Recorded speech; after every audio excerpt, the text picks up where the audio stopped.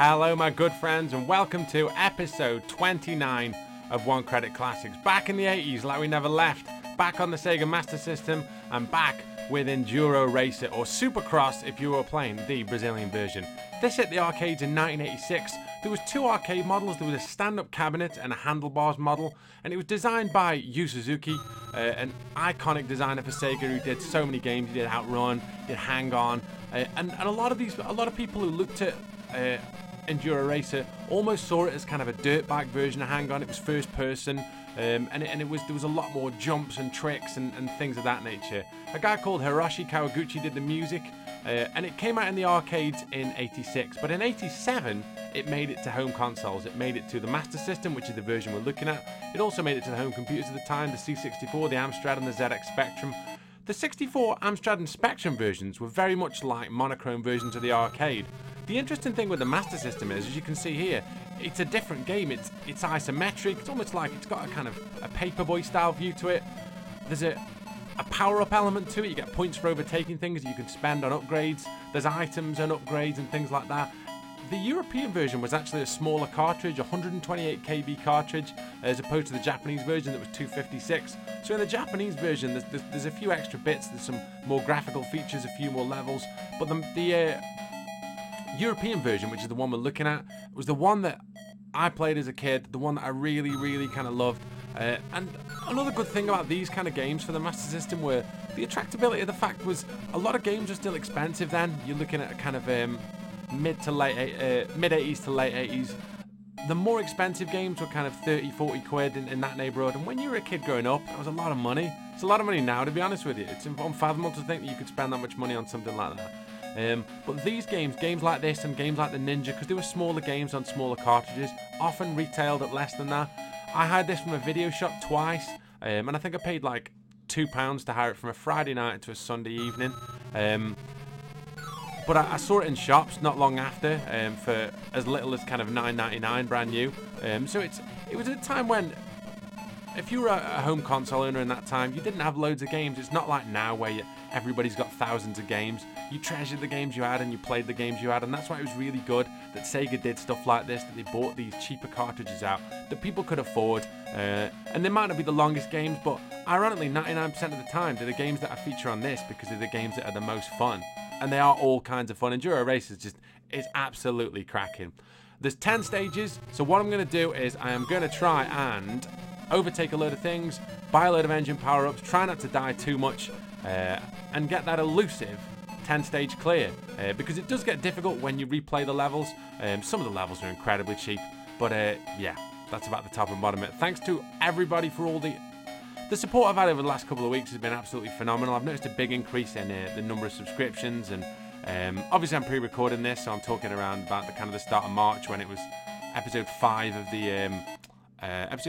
the Mario Longplay was live. I had a big rush of subscribers, which was nice, and I did a guest video for games you loved. I did another Golden Axe clear, did quite a good one to be honest. A no life no life clear. They're pretty much all no life clears if you're playing all the arcades in your spare room on a Wednesday night. But yeah, I've done quite a bit of stuff, so thanks to everybody who's helped and supported with that. That's about the top and bottom of it really. This game's all kinds of fun, and hopefully you'll see that in the clear. So let's get started, shall we? Let's do it. So, very simply, you have got one button that makes you stop, one button that makes you go. But if you pull down on the controller, what you do is you do a bit of a wheelie. And why that's important is when you hit a jump, you lose a bit of speed. But if you pop a wheelie, just as you hit the jump, you don't lose any speed. Oh, got it there. Like you see above my kilometers per hour, there's a thing that says D and then a 4. That stands for damage. Okay. When that gets up to 99, the game's over. You can buy items that reset that.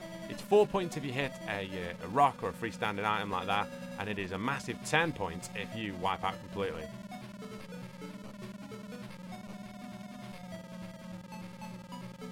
Oh, I need to hit that really. Never mind. You can buy items later on that reduce the amount of damage you can do, and they are quite key to be honest, because the later levels are really cheap. So over that one, I had 12 seconds left. Past 8 cars, so I get 8 points. And the time I've got left gets translated into time for the next stage. Now, I'm not going to buy... When you're buying a power-up, it only stays with you for one stage. So, it's worth saving up a little bit, as you might imagine.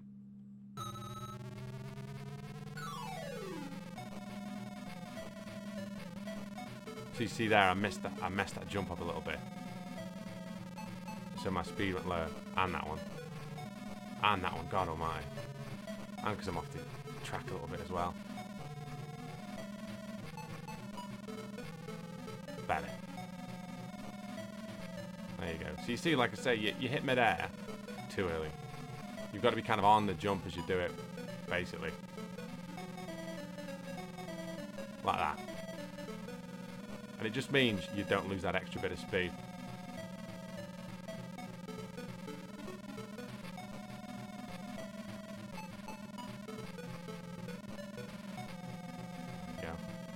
Better on the second part of the run. A lot better. Oh, not there. As I say that. Good thing with this on this level is a lot of the other bikers bail really badly. 20, I didn't do too badly there. Past 6. I'm going to save my points. And what I'm going to do with my points is I'm going to use them on after this level to get an engine power up, I think. Because World 4 is made a lot easier if you've actually got an engine power up. Oh, I didn't need that. Never mind.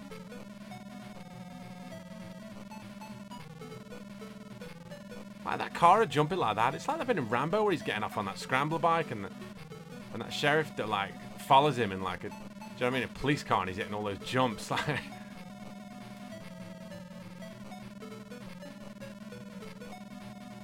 Good run, this.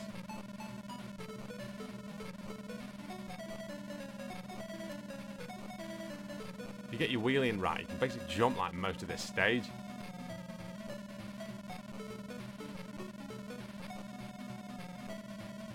Oh, come on, that was slick.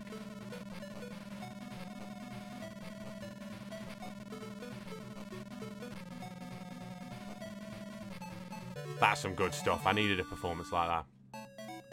Past 70. See, that's a fast time. And it'll help. The other good thing is, the faster times that you get, the better times that you get. It helps you stockpile time up. Because on the later levels, it's practically impossible not to hit something. So what I'm going to do now is I'm going to get a power up. I'm going to get an engine power up. Damage is at 12, which isn't too bad. As you can see, my time limit's maxed out because of how much time I got. Oh, no. No, I'm alright. Come on. Try not to hit anyone.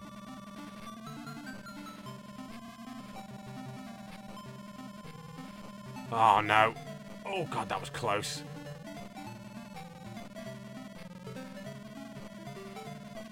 That's it. Oh, I didn't need that at all. That's 10 on the damage. Hopefully it'll just let me plow through. Yeah, I'm alright there. That's not too bad. The only problem is as well that once you bail, like you lose the power up that you had, so I'm not as fast anymore. So it's taking me a bit longer to make all these jumps, like you can probably tell. That was pretty slick though. Oh, I was trying not to hit that bloke. This is dire, absolutely dire. As I said, once again, a good reason why it's good practice to have quite a bit of time left. That was so bad. It's the crashes as well, really. Right.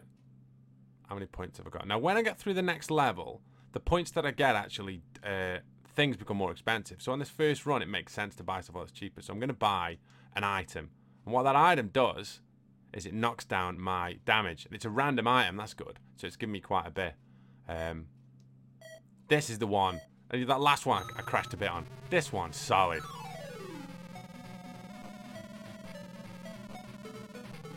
Because one, it's dead easy to knock in and stuff. And two, it's dead easy to fall off the side of the cliff. It's one of these jumps in a min. That's a classic last words in it. It's one of these any second. Dead. There. Oh, you see, I couldn't have done anything then. It was either crash into him or fall off the cliff.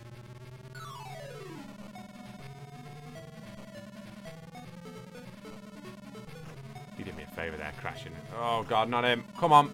Out my way. Well, I didn't mean quite fall off a cliff, but still. It's him or me at that point. Ah, that's better. That's the problem, you see. If you don't quite hit the jumps, everything catches up with you. Like this guy, I mean...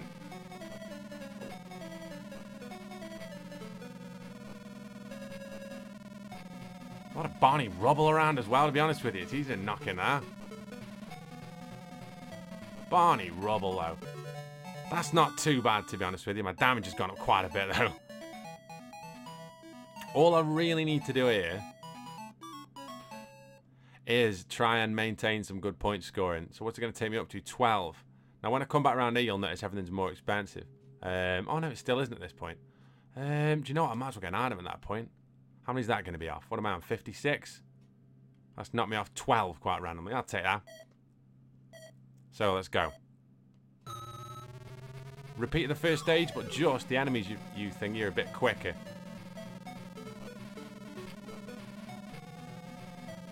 Still that thing of trying not to hit him.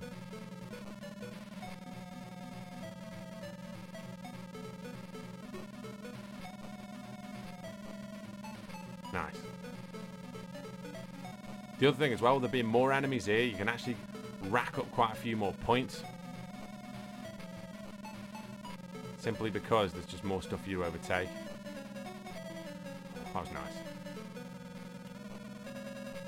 The key is hitting those wheelies. If you hit that wheelie just as you get on the ramp, like I say, you don't, like I didn't do there, you don't lose that extra bit of speed. And it makes a massive difference. Because all the computer guys who go over there are slowed down by the jump. See, that's decent. That's probably done me quite a few favours. Let's see, I passed 17 there. So I mean, I'm getting 17 points for that, which is really, really good. What's that going to put me on to? 19? Yeah. So it's worth saving up for an engine power-up. See, everything's more expensive now. So I'll get an engine power-up, not the next one and the one after, and then I'll try and get an item for the last level, basically. Desert level now. Let's get going. The music's so, like, tirelessly jaunty. It's such a tune.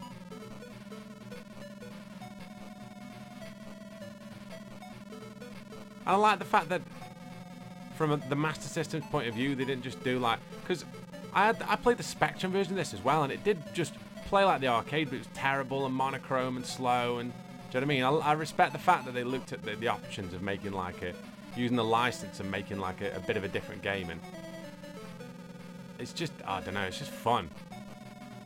All these games are. I say the same thing every week.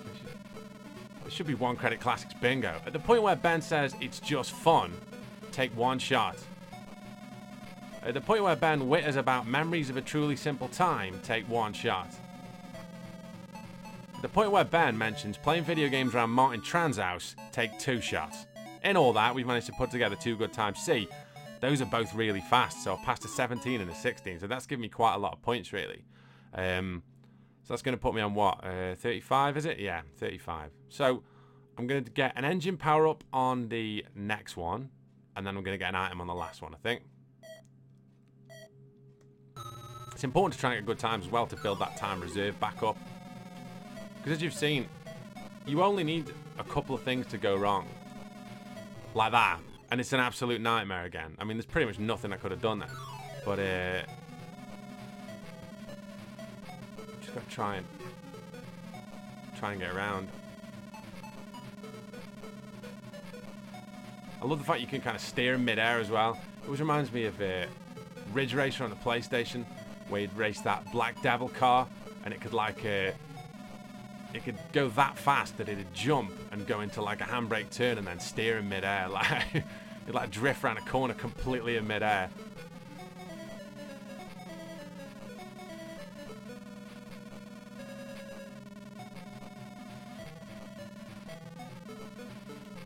Right. This is some decent stuff here as well. Nice, just nipped him at the line as well.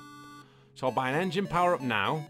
See, and straight away you'll notice that there's more stuff, so that it makes sense that you get power-ups cost more, really, because there's more stuff to overtake. So as long as it puts me above 40, which it has done, I'm going to get an engine power-up this time. And then we'll see what we end up with on the last one. It's not worth getting an engine power-up on that last one, because it's just too easy to bail, really. It might be worth getting something else. I'll see what's available. Just got to try and not hit anything.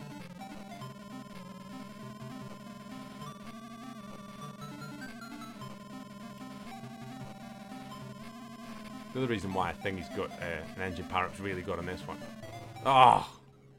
Well, I got most of it done anyhow. So, it's because you can literally... these jumps that are actually quite hard when you've got to make them properly like this one are dead easy with the powerful engine, because you can just absolutely gun it over the top. Like, you can hit like 260 kilometers an hour and just do the whole thing in one, instead of having to hit a jump and then go across afterwards like that. You don't have to hit the double there, basically. You can go that fast that you can just make it across in one.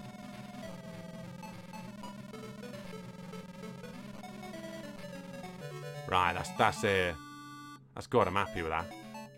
See what we end up with. 17, wow. So how many points is that going to put us on? Like I say, there's no point in getting an engine power up, because it's just too easy to just blow completely off the end with that. 45, right. Let's get an item to get some damage back. I hope it's a good one. Oh, that's rubbish. I wonder if... Shall I get another item? No, you only buy one of each one. Well, who knew? Let's try handling. And... Steve Pissing. They call me the Accelerator. In an attempt to accelerate rival drivers. So I guess it's a reference to that. That is from Man to Man with Dean Lerner, episode 2, where he interviews the guy who plays Garth Marenghi, Matt Holness, as a Formula 1 driver called Steve Pissing, who's blatantly just a mixtape of Nigel Mansell. It's really boring. Having lived life in the fast lane for over 10 years... Ah, oh, bollocks, you don't say that. Damage straight up to 82 on that. Ugh. Right, I need to focus rather than... Oh, God. That could have ended badly. It's because there's so much Barney rubble around, that's what it is. Oh, I'm going to really struggle here. One more crash and I'm done. Oh, come on. Oh, no, if I hit anything, I'm done now. I think. Or does your bike just run at half speed? I can't remember. Well, we'll soon find out. Maybe it's one more, I don't know. Oh! Skin of my teeth. And that, my good friends, is one credit as advertised. What a load of fun that was. Enduro Racer on the Master System, 1987's finest. Congratulations, you successfully completed all the stages. Enduro is a symbolic journey through life via the media of a race. The results are insignificant, and what really counts is competing. Of particular importance are the lessons to be learned concerning oneself from the various encounters you experience along the way. There is no victor or loser in this test of endurance. The only thing that really matters is that you make a commitment to begin the long and trying trek. This game is then dedicated to all of the life riders who have started out on their solitary trip to find their own individual limits. Last but not least, may we sincerely congratulate you on a perfect run. The end. That is deep, innit? Unfathomable. And that, my good friends, is that. Enduro Racer on the Master System. Absolutely cracking. As I say, rented it from a video shop at a very young age. Just loved it. Remember, I think I beat it right near the end. There's always seemed to be the thing. I remember getting stuck on that level. The one where you jump, the one with the water. I remember getting stuck on that loads. But it's from a simple time. It's crazy to think that that's a 128 kilobyte cartridge, which was like the power of like a Spectrum, basically. The Spectrum Plus 2s were 128K. It's mad to think that they were able to kind of do that, because it does still play kind of really Sega and really arcadey. Like, the music's really good. The difference is on the Japanese version is there's more tracks. There's still 10, but the tracks don't loop, so there's 10 individual tracks. And there's a big picture of an enduro bike at the start. It's a bit more kind of like the arcade in that respect. But like I say, this is it's just awesome. Like I said, Sega do this better than anybody. And Yu Suzuki's original concept for Enduro Racer, I think he would have enjoyed the fact that, like, because obviously this was developed in-house by Sega, the fact that it kind of gave the game a new lease of life. It was kind of a different type of game. I like the fact that you can modify the bikes and you can do stuff like that. Anytime you get that in a game, it makes it more playable. It gives it more replay value. Like when we did James Buster Douglas Boxing, for example, another one, a simple game, but the fact that you can build that boxer and mold him into however you want him to be really does kind of add a lot of replay value. You could try doing a guy who's got all speed or all footwork or all power. It's just, it changes the gaming experience. It's the same with this. You can try and do this. I've seen people do this with no power-ups. I've seen people do it with the suspension, with only buying suspension power-ups. I mean, there's all kinds of crazy runs, and that's the whole point of all of this. It's just for those 8 minutes, 30 seconds, 0.86 hundredths of a second. You don't have to worry about anything else apart from not riding off a cliff and your bike not blowing up. But yeah, this has been all kinds of fun. There'll be another episode very, very soon. I can't work out off the top of my head when this is going to actually come out. So 26 came out today, and there's episode 5 on. Oh yeah, so there will be. Yeah, so there'll be a Super Mario Saturday video. That's all I'm trying to work out, whether there'll be a Super Mario Saturday video. But there will be. I imagine it'll be one of the last ones. But yeah, there'll be links and comments and stuff in the description box below. So all that it remains is for me to say thank you very much for taking the time. This is One Credit Classics. This is your channel as much as it is mine. Get in touch. You people are awesome. Take very good care of yourselves, and I shall see you next time.